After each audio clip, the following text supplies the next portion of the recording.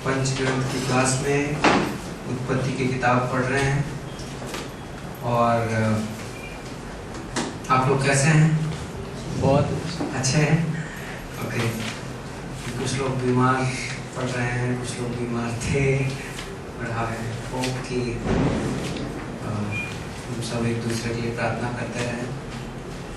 Okay, हम यूसुफ की कहानी में हैं, और यूसुफ की कहानी में हमने ये देखा कि यूसुफ प्रभु यीशु मसीह का आदि रूप है, राइट। यूसुफ की ज़िंदगी में हम आने वाले समय में प्रभु यीशु मसीह की ज़िंदगी की झलक देखते हैं। आप मुझे कुछ पॉइंट्स याद दिला सकते हैं यीशु मसीह की ज़िंदगी और यूसुफ की ज़िंदगी में क्या समानताएं हैं पिछली क्लास के अनुसार? दोनों अपने पिता के चहेते थे, दोनों के पिता उनसे खास प्रेम करते थे, राइट। दोनों पे झूठा आरोप लगाया गया, राइट। और दोनों को बेचा गया, दोनों को बेचा गया, एक गुलाम की कीमत देकर दोनों को बेचा गया। इतना ही। दोनों चरवाहे थे, करेक्ट, दोनों चरवाहे थे। दोनों के कपड़े उतारे गए, राइट। दोनों सजा के बाद सिंहासन पर बैठे, राइट। इस देश में जो हो रहा है, जो घटनाएं हो रही हैं, यूसुफ प्रधानमंत्री बना हुआ है, ये सब चीजें पूरी दुनिया से छिपेंगी नहीं, सारी दुनिया को पता चलेंगी। तो अभी से लेकर आप निर्गमन के जो 12वें 13वें अध्याय तक जो घटनाएं देखेंगे, आपको ये ध्यान रखना है कि ये ऐसी घटनाएं हैं जो सारी दुनिया देख रही है। ये इंपॉर्टेंट है हमारी समझ के लिए। तो यूसुफ वहां का प्रधानमंत्री बना है। यूसुफ कहां से आया, यूसुफ का परमेश्वर कौन है, और आगे की कहानियां, ये सब दुनिया को पता चलने वाली है। पहला उसका सबूत यह है कि 42वें अध्याय की पहली पंक्ति में याकूब कनान देश में था, और याकूब वहां पर बोलता है कि मिस्र में सब जगह अकाल पड़ा हुआ है, लेकिन मिस्र में अन्न है। मतलब दुनिया के लोगों को पता है कि मिस्र देश में अन्न है, हमारे यहाँ अकाल है, सारी दुनिया में अकाल है, लेकिन मिस्र देश में अन्न है। तो लोग पूछते होंगे मिस्र में कहां से आया, मिस्र में अकाल नहीं आया क्या? लोग बोलते होंगे नहीं, मिस्र में अकाल आया, लेकिन वहां पे यूसुफ नाम का आदमी है जो आज से 8 साल पहले जेल में बंद था, और उसने फिरौन के सपने का मतलब बताया। लोग बोले अरे फिरौन के सपने का मतलब कैसे बताया उसने? अरे वो एक परमेश्वर का पुजारी है जिसका नाम यहोवा है। आप समझ रहे हैं? ये कहानियां सारी दुनिया में फैल रही हैं। आगे बढ़िए। तो 42वें अध्याय में इसके 10 भाई खरीदने के लिए, वही चलो खाने पीने के अन्न खरीद के लाते हैं, अनाज खरीद के लाते हैं, ये लोग मिस्र देश के लिए निकलते हैं। अब यहाँ पे कुछ इंटरेस्टिंग कहानियां हैं। आप देखते हैं कि जब ये लोग यूसुफ से मिलने को आते हैं 10 भाई, सबसे छोटा भाई जो बिन्यामीन है, बिन्यामीन वो छोटा है, और बिन्यामीन जब यूसुफ मर गया, याकूब की नजर में यूसुफ मर गया, तो यूसुफ के मरने के बाद अब बिन्यामीन उसका चहेता बेटा है याकूब का। क्यों? वो अपनी पत्नी राहेल से, वो राहेल का बेटा है, वो राहेल का बेटा है, करेक्ट, आप वही बोलना चाह रहे थे। राहेल उसकी खास पत्नी थी जिसको वो स्पेशल प्यार देता था, और वो राहेल का पहला बेटा मर गया उसकी नजर में। तब जो दूसरा बेटा है उसकी खास पत्नी का खास बेटा है, और सबसे छोटा है, इसलिए उसको खास प्रेम करता था। ये इनकी खानदानी बीमारी है। क्या है? इसहाक 2 भाइयों में क्या करता था? भेदभाव करता था। उसको तू मेरे को खाना ला के दे दे, मैं तेरे को हक दे दूंगा, आशीष दे दूंगा। तो ये खानदानी बीमारी है, ये उससे अब याकूब की जिंदगी में भी आ गई, राइट। उत्पत्ति की किताब में आप बार-बार देखते हैं कि जो बोया जाता है वो काटा जाता है। तो अब याकूब के जिंदगी में क्या, पहले उसने यूसुफ छोटा भाई था, राहेल का बेटा था, तो यूसुफ को उसने, आप देखते हैं, रंग बिरंगे कपड़ों की कोट पहनाता है। हाँ, उसकी वजह से क्या होता है, बाकी 10 भाई जलने लगते हैं और वो उसको मारते हैं। तो ये क्या है, ये एक्चुअली पेरेंटिंग पे बड़ा इंपॉर्टेंट सिद्धांत है कि जब हम माँ बाप बनते हैं और हमारे बच्चे होते हैं, तो हमें ये खास ध्यान देना पड़ेगा कि हम हमारे बच्चों को भेदभाव में ना बड़ा करें। प्रत्येक, हो सकता है कोई बच्चा ज्यादा स्मार्ट निकले, कोई कम स्मार्ट निकले, हो सकता है कोई ज्यादा पढ़ाई में तेज हो, कोई कम तेज हो, या आप पास्टर हैं, आपके चर्च में यह संभव है, लेकिन आपको भेदभाव और पक्षपात और गुटबंदी और किसी की ओर ज्यादा ध्यान देना और किसी की ओर कम, हाँ हम व्यवहारिक रहते हैं, कई बार प्रैक्टिकलिटी डिमांड करती है कि कोई व्यक्ति किसी हालातों से गुजर रहा है तो हम उस पर ध्यान ज्यादा दे रहे हैं, लेकिन भेदभाव और पक्षपात अच्छी चीज नहीं है। तो यहाँ पर आप देखते हैं कि याकूब अपने सबसे छोटे बेटे बिन्यामीन को नहीं जाने देता, ये छोटा है, ये तुम लोग जाओ, खाना लाना है मिस्र देश, मुसीबत होगी, दुश्मन हो सकते हैं, हो सकता है कोई तुम्हें मार डाले, बिन्यामीन को नहीं भेजूंगा, ठीक है। तो यहाँ से जाते हैं, 10 भाई जाते हैं, अद्भुत परमेश्वर काम करता है, यूसुफ के सामने आके खड़े होते हैं लोग और यूसुफ इनको पहचान जाता है, राइट। और आप ये कहानी जानते हैं, यूसुफ इन्हें ये नहीं बताता कि मैं यूसुफ हूं, और ये लोग उसे पहचान नहीं पाते। क्यों नहीं पहचान पाते? लेकिन यूसुफ जब बेचा गया था तब भी वो उसके युवा था, 17 साल का, बाल काट दिए जाते। करेक्ट। जो यदि आप पुराने जमाने की फोटोज भी देखें मिस्र देश के लोगों की, तो उनका जो पहनावा था और चाल चलन और तरीके थे बिल्कुल अलग थे यहूदियों से। जो यहूदी और एशिया के लोग रहते हैं उनके कैसे, आप भी अभी गाँव में चले जाओ, हाँ अपने यहाँ कोई दाढ़ी बढ़ा लेना कोई बड़ी खराब बात नहीं मानी जाती, ठीक है आदमी थोड़ा बुजुर्ग हो गया दाढ़ी बढ़ा लिया, है ना, बाल बड़े रखना कोई प्रॉब्लम नहीं है। इनफैक्ट अपने यहाँ भी पुराने जमाने में लोग बहुत बड़े बड़े बाल रखते थे, इवन यहूदियों में बड़े बाल रखना का प्रचलन था। लेकिन आप यूनानी लोगों की देखेंगे, सॉरी मिस्र के लोगों की देखेंगे, तो हम हमेशा क्या पाएंगे, पूरा बिल्कुल टिप टॉप, कोई बाल वाल का चक्कर नहीं, है ना। और आप फिरौन वगैरह की फोटो देखिए, आपने कभी किसी 10 कमांडमेंट्स मूवी आपने देखी हो, अब देखेंगे बिल्कुल साफ सुथरे रहते हैं, बिल्कुल सारे। तो वहां पर लिखा हुआ है कि यूसुफ को जब लाया गया फिरौन के सामने, उसके बाल और काट दिए, बिल्कुल टकला चमकता हुआ, शायद तो ऑयलिंग करके हाँ, और अभी उसको अलग पहनावा दिया गया, अभी वो राजा का पहनावा में घूम रहा है। तो इसलिए काफी कुछ संभव है कि उसके भाई ना पहचान पाए, अभी उसका पूरा वेशभूषा बदला हुआ है। और ऑफ कोर्स वो 13 साल और बढ़ गया उम्र में, जब 17 साल की उम्र में जवान था, आज वो 30 साल की उम्र में वो जेल से बाहर आया, 7 साल और गुजरे, फिर 2 साल और गुजरे उसके पास पहुंचते पहुंचते तक, तो अब 39 साल का है, राइट। जब उन्होंने लास्ट देखा था 17 साल की उम्र, नहीं पहचान पाते। अब आप एक इंटरेस्टिंग चीज देखते हो, यूसुफ कुछ चीजें करता है जो आपको कई बार लगेगा कि ये कहानियों में ऐसा क्यों हो रहा है। यूसुफ पहले तो उन्हें पहचानने से इनकार कर देता है, यूसुफ उन्हें खाना वाना देता है, लेकिन यूसुफ उन्हें बातों में फंसा लेता है, और बातों में फंसा के यूसुफ उनमें से एक भाई को रख लेता है, बोलता है कि आप एक काम करो, तुम्हारे कितने भाई है, बोलता है। तो बोलते हैं हम लोग 12 भाई थे, एक भाई मर गया, और एक भाई डैडी के पास है, गांव में खेती कर रहा है ना, और मेरे डैडी और भाई उधर है। तो बोलता है तुम लोग झूठ बोल रहे हो, तुम लोग जासूस हो। तो बोलता है कि एक काम करते हैं, तुम लोग सच्चाई बोल रहे हो झूठ बोल रहे हो पता चल जाएगा, तुम लोग अन्न लो, अनाज ले लो, और अनाज लेके जाओ, और अनाज लेके जाने के बाद जो तुम्हारा छोटा भाई है उसको लेके आओ, तो मेरे को पता चलेगा कि तुम लोगों ने सच बोला। तो ये लोग निकलते हैं, क्वेश्चन ये उठता है, आप कहानी और डिटेल में पढ़ सकते हैं, सवाल ये उठता है, यूसुफ को पता है कि ये उसके भाई हैं, यूसुफ क्या कर रहा है। हम और आप होते तो 2 नॉर्मल रिएक्शन मिलते। एक नॉर्मल रिएक्शन क्या था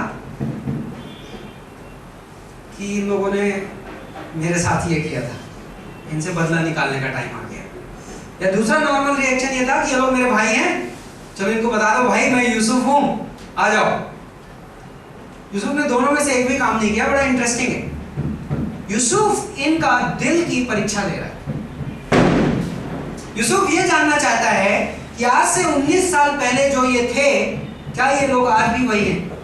19 साल पहले इन्होंने क्या किया था? जलन के मारे इन्होंने यूसुफ को मारने की तैयारी की थी पहले, और बाद में फिर मारने नहीं गए तो उन्होंने बेच दिया। लालच क्या बताता है वो चीज? लालच बताती है, धोखेबाजी बताती है ना, और बदले की भावना। तो यूसुफ इनका दिल की परीक्षा लेना चाह रहा है कि अब इनका बिन्यामीन के बारे में क्या ख्याल है। मेरा भाई है बिन्यामीन, हाँ, उसके बारे में ये लोग क्या सोचते हैं। तो ये इनके दिल की परीक्षा है। और इससे मुझे एक एप्लीकेशन निकलता है कि जब हम प्रभु पे विश्वास करते हैं तो प्रभु भी कई बार हमें क्या करता है? परीक्षाओं से गुजरने देता है। क्यों? जिससे हमारा दिल उभर कर सामने आए कि क्या हमारे अंदर परिवर्तन आ रहा है कि नहीं आ रहा है। राइट? तो ये परीक्षा है। ये लोग वापस जाते हैं और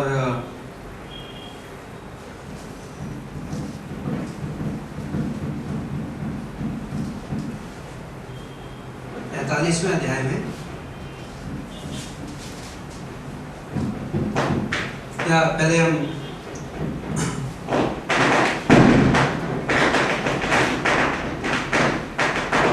आप यहाँ पर एक दो चीजें और देखते हैं कि यूसुफ रोता है। 43वें अध्याय की 30वीं पंक्ति में यूसुफ रोता है। क्यों रोता है? क्योंकि उसको उसके अंदर अभी भी करुणा है अपने भाइयों के लिए, प्रेम है, और उनके साथ बैठ कर खाना खाता है और फिर उन्हें वापस भेजता है और ये लोग अपने घर में जाते हैं। ठीक है, अब हम वो सीन देखते हैं कि जब ये लोग अपने घर पहुंचते हैं याकूब के पास तो क्या होता है।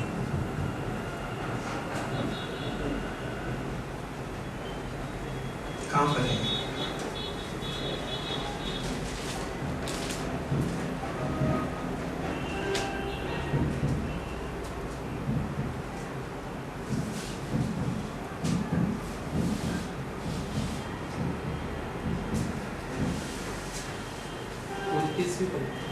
कौन सी पंक्ति में? 29वीं 42।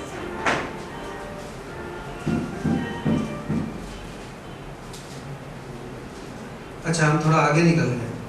42वें अध्याय की 29वीं पंक्ति में, जब वे कनान देश में अपने पिता याकूब के पास आए तो जो कुछ उनके साथ हुआ था वो सब उन्होंने कह सुनाया और यूसुफ के बारे में बताया। तो और बताया कि वह भाई को 34वीं पंक्ति में, परंतु अपने सबसे छोटे भाई को मेरे पास ले आओ कि मैं जान सकूं कि तुम जासूस नहीं परंतु सच्चे मनुष्य हो। फिर उन्होंने एक चीज और देखी कि जो पैसे इन्होंने दिए थे उनको अन्न खरीदने के लिए, वो पैसे भी उन लोगों ने बोरे में वापस डाल दिए थे। और उनके पिता याकूब ने कहा कि अब तो यूसुफ भी नहीं रहा, शमौन भी नहीं रहा, और अब तुम बिन्यामीन को भी ले जाओगे, ये सब विपत्तियां मुझ पर क्यों आ पड़ी हैं। तब रूबेन ने अपने पिता से कहा कि यदि मैं उसे तेरे पास वापस लौटा ना ले आऊं तो तू मेरे दोनों पुत्रों को मार डालना, उसे मेरे हाथ में सौंप दे, मैं तुझे लौटा दूंगा। परंतु याकूब ने कहा कि मेरा पुत्र तुम्हारे साथ नहीं जाएगा क्योंकि उसका भाई मर गया है और अब वह अकेला ही बचा है। तो आप यहाँ पर इस पंक्ति में देख रहे हैं कि याकूब उसे क्यों नहीं भेज रहा है। क्यों? क्योंकि उसकी प्रिय पत्नी का अब ये अकेला ही बचा है, एक मर चुका है। देश में अकाल भयंकर होता गया और ऐसा हुआ कि जब जो अन्न वे मिस्र से लाए थे वो खत्म हो गया और उसके पिता ने कहा कि फिर से जाकर हमारे लिए कुछ भोजन लेकर आओ। तब यहूदा ने उससे कहा, ये पंक्ति इंपॉर्टेंट है क्योंकि आप पहले देखेंगे कि यहूदा जब यूसुफ को बेचा गया था 19 साल पहले, तब यहूदा मुखिया था, गैंग लीडर था। उसने ये सलाह दी थी कि यूसुफ को बेच देते, राइट। लेकिन अब यहूदा एक अलग टाइप का रोल निभा रहा है। यहूदा अपने पिता से बोलता है, यहूदा चौथा पुत्र था याकूब का, लिया से।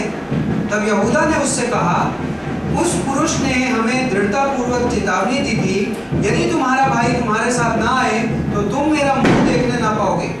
यदि तू हमारे भाई को हमारे साथ भेजे तब तो हम जाकर तेरे लिए भोजन वस्तु मोल ले आएंगे, परंतु यदि तू उसको ना भेजे तो हम नहीं जाएंगे, क्योंकि उस पुरुष ने हमसे कहा था कि तुम्हारा भाई तुम्हारे साथ ना आए तो तुम मेरा मुंह देखने ना पाओगे। तब इस्राएल ने कहा, तुमने उस पुरुष को ये बताकर हमारा एक और भाई है उससे ऐसा बुरा बर्ताव क्यों किया?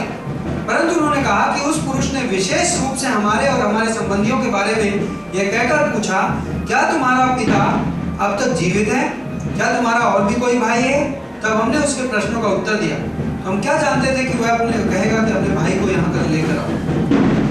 फिर यहूदा ने अपने पिता इस्राएल से कहा, उस लड़के को मेरे साथ भेज दे कि हम चले जाएं, जिससे कि हम और तू तथा हमारे बाल बच्चे जीवित रहें और ना मरें। मैं स्वयं उसका जामीन होता हूँ, उसके लिए तू मुझे ही उत्तरदायी ठहराना। यदि मैं उसे वापस लाकर तेरे पास ना खड़ा करूं, तो मैं सदा के लिए तेरा अपराधी ठहरूंगा। यहाँ पर यहूदा के चरित्र में आप कुछ परिवर्तन देख रहे हो। ये इंपॉर्टेंट है क्योंकि उसके डैडी याकूब ने ये चीज नोटिस की होगी कि पहले यहूदा का चाल चलन कुछ अलग टाइप का था, लेकिन यहाँ पर यहूदा जिम्मेदारी ले रहा है। यहाँ पर यहूदा जो उसका पुत्र है वो बड़ा जिम्मेदारी का बर्ताव कर रहा है। कह रहा है कि मैं मेरे भाई को लाने की जिम्मेदारी मेरी है। ओके, हम आगे बढ़ते हैं इस कहानी में। ये लोग वापस पहुंचते हैं। अब 10 भाई पहुंचते हैं। 11वां भाई यूसुफ के पास है। देखा जाए 12 के 12 भाई इकट्ठा हैं, राइट। और यदि आप देखेंगे 26वीं पंक्ति में, जब यूसुफ घर आया तो वे उस भेंट को जो उनके हाथ में थी उसके घर में लाए और भूमि पर झुककर उसे दंडवत किया। इस पंक्ति को देखकर आपको कुछ याद आता है? हाँ? करेक्ट। जब वो 17 साल का था या 16 साल का था, मुझे उम्र नहीं पता, यूसुफ तब पर प्रभु ने यूसुफ को एक सपना दिया और वो सपना क्या था कि सारे भाई उसके सामने झुकेंगे, दंडवत करेंगे। और आज इस पंक्ति में आपको सपना को पूरा होता देख रहे हैं। तब उसने उनसे उनका हालचाल पूछा। 44वें अध्याय में अभी परीक्षा और चलती जाएगी। 44वें अध्याय में जब ये लोग वापस लौटते हैं अन्न वगैरह लेकर, तो बिन्यामीन के बोरी में चांदी का कटोरा छिपा दिया जाता है यूसुफ का। और फिर बाद में यूसुफ के आदमी उसका पीछा करते हैं और उस चाल में वो ऐसा दिखाते हैं जैसे कि बिन्यामीन ने वो चोरी की। और ये लोग पकड़कर वापस लाते हैं। तब जब यहूदा और उसके भाई यूसुफ के घर पहुंचे तो वह वहीं था और उसके सामने भूमि पर गिरे। यूसुफ ने उनसे कहा, तुमने ये कैसा काम किया है? क्या तुम नहीं जानते कि मुझ जैसा मनुष्य शकुन विचार कर सकता है? अतः यहूदा ने कहा, हम अपने स्वामी के दास हैं, हम और वह भी जिसके पास कटोरा मिला। परंतु उसने कहा, ऐसा करना मुझसे दूर रहे, जिसके पास ये कटोरा मिला वही तेरा दास होगा। परंतु जहां तक तुम्हारा प्रश्न है, तुम शांति से अपने पिता के पास चले जाओ। तब यहूदा ने उसके पास जाकर कहा, हे मेरे स्वामी, तेरा दास अपने स्वामी के कान में एक बात कहने पाए और तेरा क्रोध तेरे दास पर ना भड़के, क्योंकि तू तो फिरौन के तुल्य है। तेरे स्वामी ने अपने दासों से पूछा था, तुम्हारा पिता है, तुम्हारा भाई है, और ये पूरी कहानी बताता है। और फिर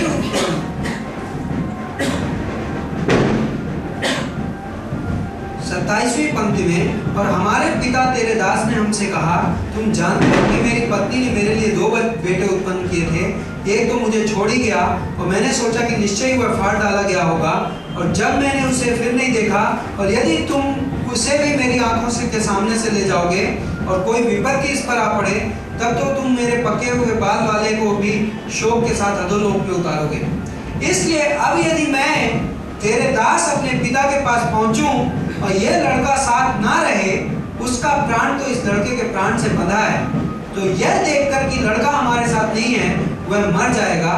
इस प्रकार तेरे दास अपने पिता को, जो कि पके बालों की अवस्था का है, शोक के साथ अधोलोक में उतारेंगे, क्योंकि तेरा दास अपने पिता से यह कहकर जमानत ले चुका है, यदि मैं इसे वापस ना ले आऊं तो मैं सदा के लिए अपराधी ठहरूंगा।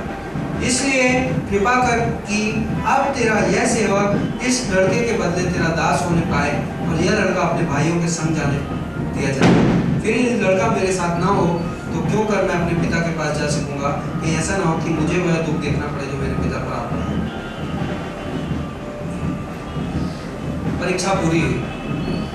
यूसुफ जो देखना चाह रहा था, यूसुफ को देखने मिल गया।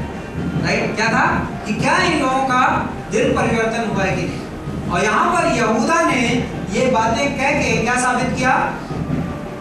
पहले वो अपने भाई की जान ले लिया था, इन लोगों ने जान लेने की कोशिश की, लेकिन अब वो अपने भाई के लिए जान देने के लिए तैयार बोलता है कि आप मुझे बंदी बना लो और इसको छोड़। दोनों में बहुत फर्क है, राइट? तो आप देखते हैं आगे जाके यूसुफ इनको बताता है कि मैं तुम्हारा भाई हूँ और तुम लोग अब डरो मत, परमेश्वर ने मुझे भेजा था यहाँ पे, तुम्हारी वजह से मैं नहीं आया, राइट? और परमेश्वर कुछ और इन लोगों को गिफ्ट देके वापस भेजता है, बोलता है अब डैडी को भी लेके आओ, अब यहाँ पर हम सब लोग साथ में सुरक्षित रह सकते हैं। और इस 46वें अध्याय में आप देखते हैं कि याकूब अपने 11 बेटों के साथ, इजराइल कहा जा रहा है, एक्चुअली हम याकूब को याकूब गलत कह रहे हैं। 32वें अध्याय में हमने देखा था क्या हुआ था, याकूब का नाम बदला गया था, राइट? क्या हो गया था? इजराइल हो गया था। तो अब बाइबल उसका नाम इजराइल से पुकारती है। इस प्रकार 46वें अध्याय में इजराइल अपना सब कुछ लेकर चढ़ पड़ा और बर्शेबा में आकर उसने अपने पिता इसहाक के परमेश्वर के लिए बलिदान चढ़ाए। तब परमेश्वर ने इजराइल से रात्रि में दर्शनों के द्वारा बातें की और कहा, याकूब हे याकूब। और उसने कहा मैं यहाँ हूँ। उसने कहा मैं परमेश्वर हूँ, तेरे पिता का परमेश्वर। मिस्र में जाने से भयभीत न हो, क्योंकि वहां मैं तुझे एक महान जाति बनाऊंगा। मैं तेरे साथ साथ मिस्र को जाऊंगा और मैं फिर तुझे निश्चय ही लौटा ले आऊंगा और यूसुफ अपने हाथों से तेरी आंखें बंद करेगा।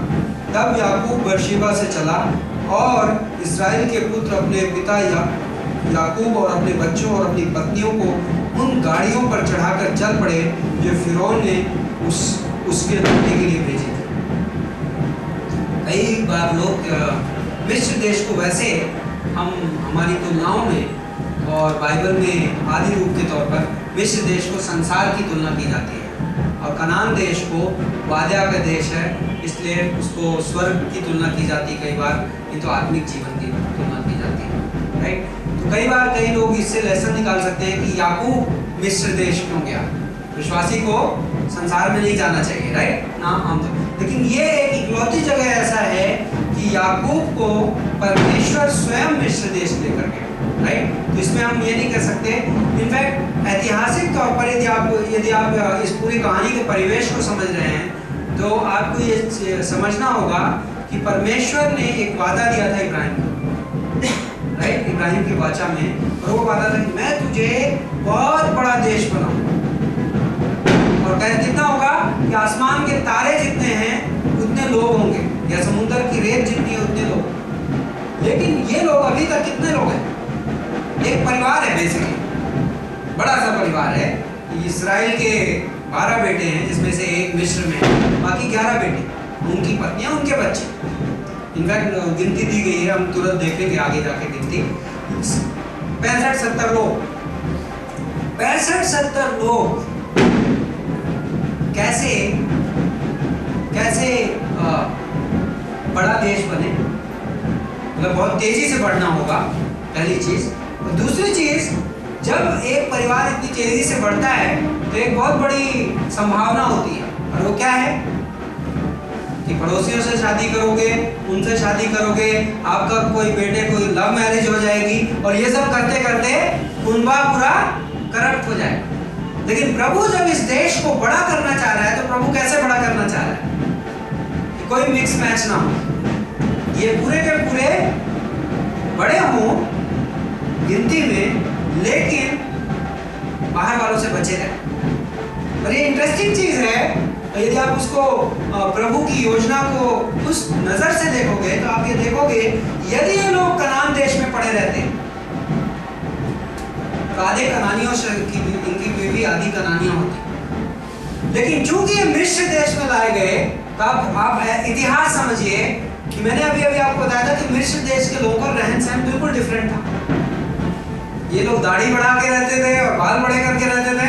मिस्र के लोग साफ रहते थे, इनका पहनावा अलग टाइप का रहता था, उनका पहनावा बिल्कुल अलग टाइप का रहता था। यहाँ तक कि बाइबल में लिखा हुआ है कि मिस्री लोग चरवाहों से नफरत करते थे। मतलब चरवाहे उनकी नजर में कैसे थे? बिल्कुल घृणित। उसका क्या इंपॉर्टेंस है यहाँ पे पता है आपको? परमेश्वर अपने लोगों को, ये लोग क्या हैं? पेशे से ये लोग क्या थे? चरवाहे थे। याकूब क्या था? आपको ध्यान है? जब याकूब और लाबान की कहानी में क्या हो रहा था? याकूब बिल्कुल पेशेवर चरवाहा था, फर्स्ट क्लास चरवाहा था, उसको पूरा आता था। बकरियां चराना, भेड़ चराना, उनको बड़ा करना, झुंड को बड़ा करना, बच्चे पैदा कराना उनसे, है ना, उनको बेचना, उनका दूध बेचना, ये सब कुछ आता था। ये लोग पेशे से चरवाए। अब ये लोग मिस्र देश में जा रहे हैं। मिस्र में बिल्कुल पॉलिश लोग रहते हैं, बॉम्बे कुछ नहीं है इसके बाद। बॉम्बे में आ गए एक भेड़ बकरी चराने वाले, पूरा झुंड अपना परिवार लेके। कुछ लोग बोल कह रहे बांद्रा पाली हिल में पहुंच गए सब, उनको जगह मिल गई रहने को। आपको लगता है पाली हिल के लोग उनसे शादी करेंगे? नहीं करेंगे। बोला है उधर से बदबू आती, थोड़ा दीवार ऊंची कर दो, राइट? तो प्रभु इन्हें मिस्र देश में ले गया, और ये माना जा सकता है कि वो इसलिए ले गया कि प्रभु इन्हें बड़ा कर सके, वहां सुरक्षित रह सके, और इन्हें आत्मिक रूप से भी सुरक्षित रख सके। और ये बड़ा अद्भुत सिद्धांत है। प्रभु ने इसलिए यहाँ पर इस घटना को लिखा गया है कि प्रभु ने दर्शन लिया और इजराइल से कहा कि मैं तुम्हें मिस्र देश ले जा रहा हूँ, और वहां मैं तुम्हारा परिवार बड़ा करने वाला हूँ। और आप देखेंगे आने वाली अध्यायों में होता है। ओके, अब आप देखते हैं कि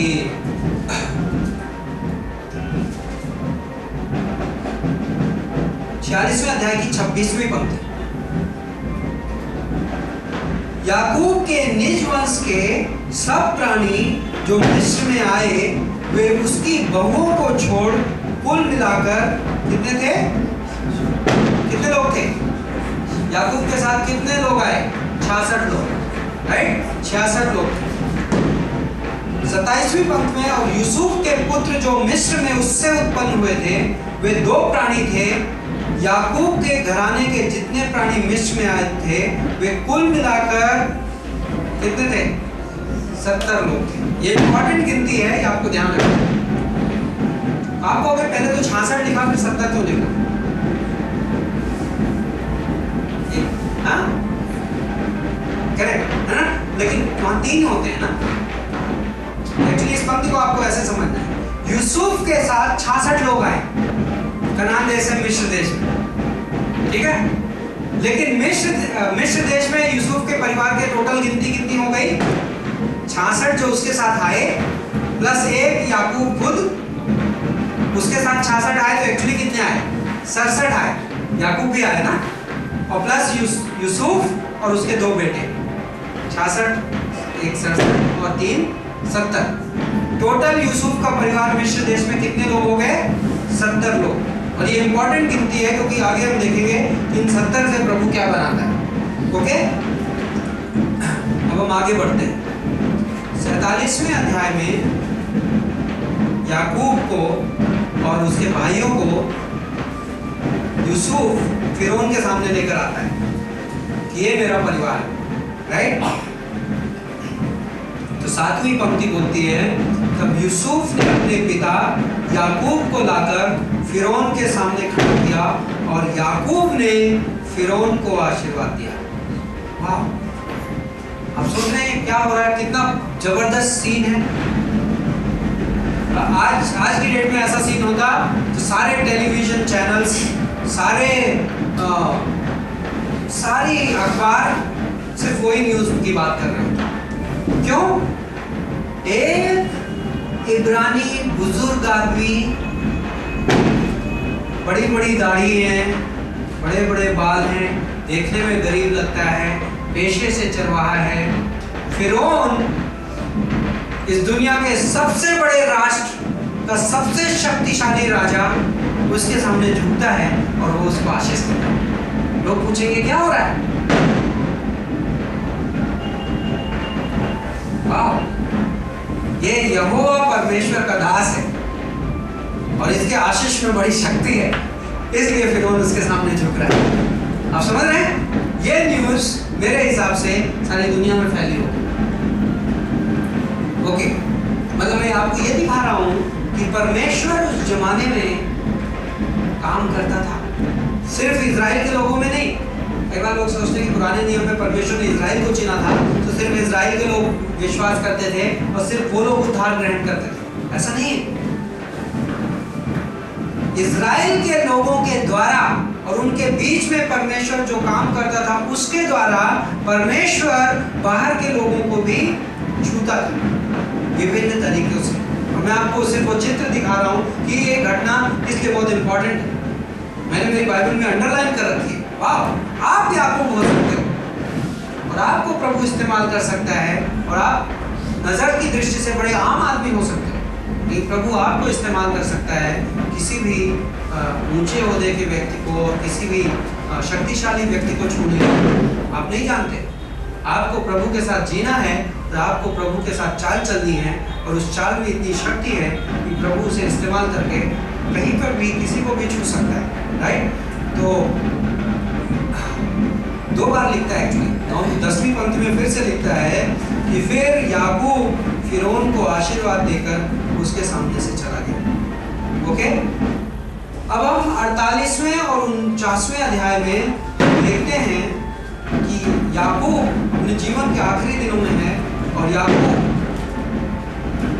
अपने बच्चों को आशीष देता है। और मैं उस पर जाऊंगा नहीं क्योंकि आप 49वें अध्याय को गौर से पढ़ सकते हैं। और याकूब अपनी नजर से, लेकिन सिर्फ नजर से नहीं, पवित्र आत्मा की शक्ति में, परमेश्वर के दर्शन में याकूब अपने बेटों को के बारे में भविष्यवाणियां करता है एक एक करके।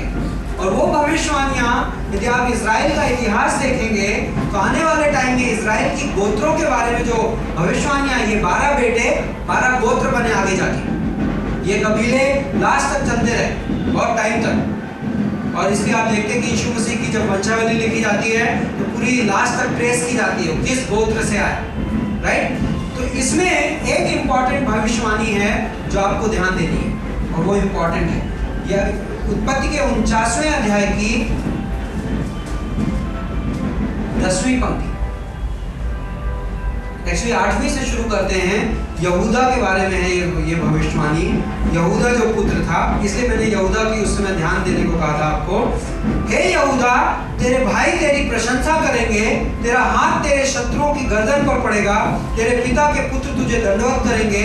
यहूदा सिंह का बच्चा है, हे मेरे पुत्र, तू शिकार करके ऊपर चढ़ाया है, वह सिंह के समान दबकर बैठ गया है और शेरनी को छेड़ने का दुस्साहस कौन करेगा। 10वीं पंक्ति में इंपॉर्टेंट पंक्ति है और आप इस भविष्यवाणी को ध्यान देकर समझिए। यहूदा से तब तक राजदंड ना छूटेगा और ना उसके पैरों के बीच से शासकीय राजदंड हटेगा जब तक कि शीलो ना आए और राज्य के लोग उसकी आज्ञा मानेंगे। शीलो शब्द का जो प्रयोग किया गया है, शीलो शब्द पुराने नियम में बहुत कम जगहों पर है, लेकिन इस शब्द का जो मीनिंग है वो है आने वाला मसीहा। ये मसीहा के आने की भविष्यवाणी है। ये लिखा जा रहा है कि जो मसीहा आएगा, आपको ध्यान है कि पूरी की पूरी बाइबल, पूरी की पूरी कहानी जो है, पुराना नियम एक भविष्यवाणी पर केंद्रित है। उत्पत्ति की किताब में हमने पढ़ी थी। कौन सी भविष्यवाणी पे? परमेश्वर ने वादा दिया था और उस वादे के आधार पे बाकी सब चीजें हो रही। वो वादा क्या था? उत्पत्ति का 3:15 हवा को दिया गया था वो वादा कि इस औरत का बीज शैतान के बीज का सिर कुचलेगा। राइट? ये वादा है। वो तो मुद्दा ये है कि बीज कहां से आएगा। तो परमेश्वर ने वो वादा इब्राहिम को दिया, मतलब बीज कहां से आएगा? इब्राहिम से आएगा। परमेश्वर ने वही वादा इसहाक को दिया, बीज कहां से आएगा? इसहाक से आएगा। परमेश्वर ने वही वादा याकूब के बारे में कहा कि छोटा बड़े पर राज्य करेगा, बीज कहां से आएगा? याकूब से आएगा। और अब याकूब बता रहा है कि बीज कहां से आएगा। राजदंड यहूदा से तब तक नहीं हटेगा जब तक कि क्या? शीलो ना आए, मसीहा ना आए। तो इसमें 2 भविष्यवाणियां हैं एक हिसाब से। एक तो यह कि बीज किससे आएगा? यहूदा अब चुना गया है, आत्मिक रूप से यहूदा चुना गया है कि मसीहा का जो बीज है वो यहूदा से आएगा। लेकिन दूसरी चीज, एक इंपॉर्टेंट भविष्यवाणी ये है कि यहूदा तब तक राज्य करेगा, यहूदा तब तक सिंहासन बैठेगा। मतलब यहूदा नहीं, यहूदा के वंशज इजराइल के 12 गोत्रों में से एक गोत्र यहूदा तब तक राज्य करेगा जब तक मसीहा ना आ जाए। और ये भविष्यवाणी हम यीशु मसीह के आगमन के टाइम में पूरी होते देखते हैं। ओके, तो ये इंपॉर्टेंट भविष्यवाणी है। और हम 50वें अध्याय में देखते हैं। ओके, यहाँ पर हम टाइम है 2-3 मिनट का टाइम है तो हम क्लोज कर सकते हैं। ओके, तो 50वें अध्याय में हम देखते हैं एक इंपॉर्टेंट पंक्ति है, 20वीं पंक्ति। यूसुफ कहता है, यूसुफ रोता है, ये लोग मिलते हैं आपस में, और तुमने तो मेरे साथ बुराई करने की ठानी थी, परंतु परमेश्वर ने उसी को भलाई के लिए ले डाला, जैसा कि आज के दिन हो रहा है कि बहुत से लोगों के प्राण बचे। यूसुफ कह रहा है कि तुमने जो काम किया था, गलत किया था, लेकिन परमेश्वर ने उसे अच्छाई में बदल डाला। और इसको हम बोलते हैं परमेश्वर की प्रधानता। हम संडे को चर्च में बात करें, परमेश्वर सिंहासन पर बैठा है, परमेश्वर सर्वोच्च है, परमेश्वर प्रधान है, और परमेश्वर से बड़ा कोई नहीं। और इसलिए परमेश्वर इस दुनिया में जो करना चाहता है वो करता है। परमेश्वर भलाई को बुराई बदल सकता है, बुराई को भलाई बदल सकता है। परमेश्वर जो करना चाहे वो कर सकता है। इंसान अपनी कोशिश करता है, लेकिन परमेश्वर उस काम को पूरा करता है जो वो चाहता है। राइट, परमेश्वर की योजना कोई रोक नहीं सकता। ये वहाँ पर वो सिद्धांत है। और मेरे ख्याल से हम रेडी हैं उत्पत्ति की किताब क्लोज करने के लिए। कुछ आखिरी पंक्तियाँ कि आप यूसुफ की जिंदगी क्लोज हो रही है। इस अध्याय में आप याकूब को मरते हुए देखते हैं। और एक आखिरी चीज यूसुफ बोलता है 25वीं पंक्ति में, तब यूसुफ 24वीं पंक्ति में यूसुफ मरने पर था, तो 25वीं पंक्ति में तब यूसुफ ने इजराइलियों से यह कहकर प्रतिज्ञा करवाई कि परमेश्वर निश्चय ही तुम्हारी सुध लेगा और तुम मेरी हड्डियों को यहाँ से अवश्य ले जाना। तब यूसुफ 110 साल का होकर मरा और उसके शव को सुगंध द्रव्यों में लपेटकर मिस्र के देश में एक संदूक में रखा गया। तो यूसुफ का ये वाक्य कि तुम मेरी हड्डियों को इस देश से जरूर ले जाना, ये वाक्य क्या दिखाता है? यूसुफ को परमेश्वर के वादों पर भरोसा था। परमेश्वर ने क्या वादा किया था इब्राहिम से कि मैं तुम्हें उस देश पर ले जाऊंगा। परमेश्वर ने जगह बताई थी, कनान देश में। तो यूसुफ को पता है हम आज के डेट में मिस्र देश में हैं, लेकिन मुझे और खुशहाल है, मिस्र देश में है और खुशहाल है, क्योंकि फिरौन ने क्या कहा था कि तुम जो सबसे अच्छी जगह है चूज कर लो और वहां पे पूरा परिवार रहो, कोई प्रॉब्लम नहीं। और इन लोगों ने चुना था एक सबसे अच्छी जगह, जिसका नाम क्या था? गोशेम करके, गोशेम करके जगह थी, तो इन्होंने चुनी थी गोशेन। और उस जगह पे ये लोग रहने लगे थे और खुशहाल थे। लेकिन यूसुफ कह रहा है कि मुझे पता है कि एक दिन हमें वहां जाना है, क्योंकि तो परमेश्वर ने वादा किया। तो मेरी हड्डियों को तुम यहाँ मत डालना, मेरी हड्डियों को वहां डालना जिस देश में परमेश्वर ने हमें वादा किया है। राइट। और कुछ लोग मानते हैं कि ये तस्वीर रैप्चर की भी है, कि कि हमारी हड्डियाँ या हमारा शरीर एक दिन यीशु मसीह क्या करेगा, बादलों पे आएगा, तो हमें बुलाएगा और हम मरे हुए और जीवित सारे के सारे हम क्या होंगे, उठा लिए जाएंगे और हमें परमेश्वर एक नया शरीर देगा और हमारी हड्डियाँ कहाँ जाएंगी? स्वर्ग में जाएंगे, वादे के देश में जाएंगे। तो वो तस्वीर मतलब बहुत इंपॉर्टेंट नहीं है, लेकिन आप समझ सकते हैं। यहाँ पर हम क्लास क्लोज करते हैं, ब्रेक लेते हैं 2-3 मिनट के लिए और उसके बाद नेक्स्ट क्लास।